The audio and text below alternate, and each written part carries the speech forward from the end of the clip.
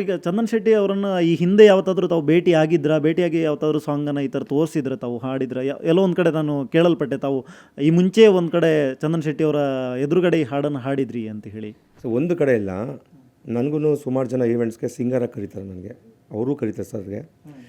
ನಾವು ಹೋದಾಗ ಅವರು ನನ್ನ ಮುಂದೆ ಅವ್ರ ಸಾಂಗ್ ಹಾಡಿದ್ದಾರೆ, ಅವ್ರ ಮುಂದೆ ನಾನು ಈ ಸಾಂಗ್ ಹಾಡಿದ್ದೀನಿ. ನಾನು ಸುಮಾರು ಕಡೆ ಹಾಡಿದ್ದೀನಿ ಸರ್.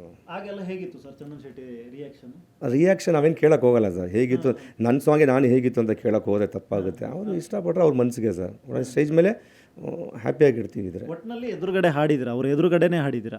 ಹೌದು ಸರ್, ಹಾಡಿದ್ದೀನಿ ಸರ್, ನಾನು ಖಂಡಿತವಾಗಿ ಹಾಡಿದ್ದೀನಿ ಸರ್. ಈಗ ಈ ಥರದ್ದೆಲ್ಲ ಒಂದು ಇಶ್ಯೂ ಎಲ್ಲ ಆದಮೇಲೆ ತಾವು ಆರೋಪ ಕೂಡ ಮಾಡ್ತಾ ಇದ್ದೀರ, ಅಂದರೆ ಈ ಥರ ಇದಾಗಿದೆ ಅಂತ.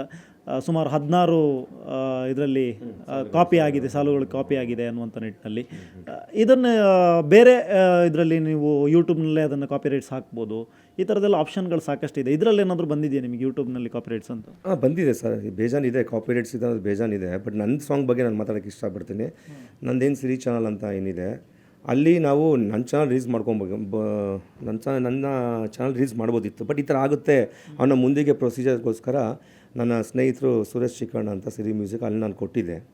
ಅವ್ರಿಗೂ ನಾನು ಹೇಳಿದೆ ಸರ್ ಹಿಂಗೆಲ್ಲ ಇದೆ ಅಂತ. ಅವರು ಕೇಳಿದ್ರು, ಶಾಕ್ ಆದರು ಅವರು ಕಾಪಿ ರೈಟ್ಸ್ ಮೊದಲೇ ಮಾಡೋಕ್ಕೆ ಹೇಳಿದ್ರು. ಬೇಡ, ನಮ್ಮ ಸ್ನೇಹಿತರಿದ್ದಾರೆ, ಫಸ್ಟ್ ಮಾತಾಡೋಣ ಅಂದ್ಕೊಂಡು ಸ್ವಲ್ಪ ಇದು ನೋಡಿದ್ರೆ ಮಾತಾಡ್ಕೊಂಡು ಅಂದ್ಕೊಂಡು ಈ ಥರ ಮೀಡಿಯಾ ಎಲ್ಲ ಕರೆದಾಗ ಅಷ್ಟೇ. ಅವರೇನು ನನ್ನ ಕಡೆ ಕಾಲ್ ಮಾಡಿದ್ದಿಲ್ಲ ಚಂದನ್ ಶೆಟ್ಟಿ ಅವರು.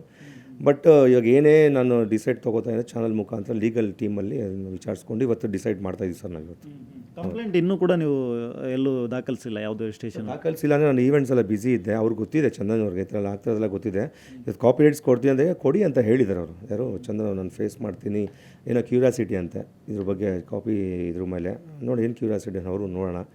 ನಮ್ಮ ಹೇಳಿಲ್ಲ ಸರ್, ನಾನು ಏನಿದ್ರು ನಮ್ಮ ಸಿರಿ ಮ್ಯೂಸಿಕ್ ಹತ್ರ ಮಾತಾಡ್ಬಿಟ್ಟು ನಾನು ಸ್ಟ್ಯಾಂಡ್ ತೊಗೋತೀನಿ ಸರ್. ನಾನು ಸರ್ ಇದನ್ನು ಒಂದು ವೇಳೆ ದೂರಿನ ಮುಖಾಂತರವಾಗಿ ಹೋಗಲಿಲ್ಲ ಅಂತ ಹೇಳಿದ್ರೆ ಬೇರೆ ಯಾವ ಥರ ಸಾಲ್ವ್ ಮಾಡ್ಕೋಬೋದು ಅಂತ ನಾನು ಹೇಳಿದೆ ಸರ್. ಏನೇ ಇದ್ರೂ ನಂದೊಬ್ಬನ ಡಿಸಿಷನ್ಸ್ ಇಲ್ಲ ಸರ್. ನಾನು ಲೀಗಲ್ ಟೀಮ್ ಅಂತ ಸಿರಿ ಮ್ಯೂಸಿಕ್ ಅವ್ರ ಹತ್ರ ಮಾತಾಡಲೇಬೇಕು ಸರ್. ನಾವು ಫಿಕ್ಸ್ ಆಗಿದ್ದಾರೆ ಕಾನೂನು ಮುಖಾಂತರವಾಗಿ ಇದಕ್ಕೆ ಹೋಗಬೇಕು ಅಂತ? ಹೋಗಲೇಬೇಕು ಸರ್, ಯಾಕಂದರೆ ಅವರು ಬೇರೆ ಕಡೆ ಎಲ್ಲ ಫ್ಲಾಪ್ ಸಾಂಗ್ ತೊಗೊಂಡು ನಾನು ಮಾಡಬಾರ್ದು ಅಂತ ಹೇಳ್ತಾರೆ. ಫ್ಲಾಪ್ ಸಾಂಗ್ ತೊಗೊಂಡು ನೀನು ಮಾಡಬಾರ್ದು ಅಂತ ಹೇಳಿದ್ರೆ ಟ್ಯೂನ್ ಹೆಂಗೆ ಬಂತಂಗಾರೆ ನಮ್ಮದು ಅಲ್ವಾ?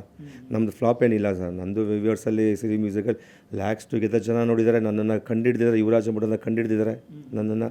ಆಮೇಲೆ ಆ ರೀತಿ ಫ್ಲಾಪ್ ಅಂದಾಗ ಫ್ಲಾಪ್ ಸಾಂಗ್ ತೊಗೊಂಡು ಮಾಡೋ ಅವಶ್ಯಕತೆ ಏನಿತ್ತು ಇವ್ರಿಗೆ, ಚಂದನ್ ಅವ್ರಿಗೆ? ನನ್ನ ವಾದ.